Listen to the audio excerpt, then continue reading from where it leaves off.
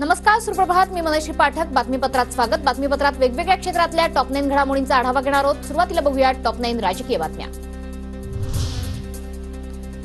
नरेंद्र मोदींनी तिसऱ्यांदा घेतली पंतप्रधान पदाची शपथ. राष्ट्रपती मुर्मूंनी दिली मोदींना पंतप्रधान पदाची शपथ.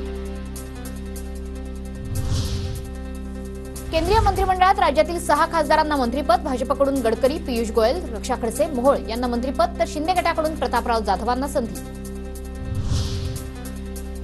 पहिल्यांदा खासदार होताच मुरलीधर मोहोळ यांना थेट केंद्रात मंत्रिपद, तर शिंदेंच्या शिवसेनेकडून प्रतापराव जाधव आणि भाजपच्या रक्षा खडसेंनीही घेतली मंत्रिपदाची शपथ. राजनाथ सिंह यांनी घेतली मंत्रिपदाची शपथ. राजनाथ सिंह यांनी तिसऱ्यांदा मंत्रिपदाची शपथ घेतली. मागच्या मंत्रिमंडळात संरक्षण मंत्री होते. अमित शहांनी घेतली कॅबिनेट मंत्रिपदाची शपथ. मागच्या मंत्रिमंडळात गृहमंत्री राहिलेत. गांधीनगरमधून 2 वेळा खासदार झाले. नितीन गडकरी यांनी घेतली कॅबिनेट मंत्रिपदाची शपथ. तिसऱ्यांदा कॅबिनेटमध्ये वर्णी. जे.पी. नड्डा यांचीही कॅबिनेट मंत्रिपदाची शपथ. नड्डा सध्या राज्यसभेचे खासदार आहेत, तर मागच्या मंत्रिमंडळात आरोग्य कुटुंब कल्याण मंत्री राहिलेत.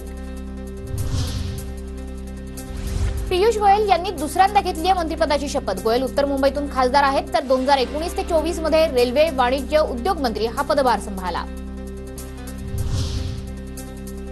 मोदींच्या मंत्रिमंडळात शिंदे गटाला कॅबिनेट नाही तर राज्यमंत्रीपद. प्रतापराव जाधवांनी घेतली स्वतंत्र कार्यभार राज्यमंत्रिपदाची शपथ.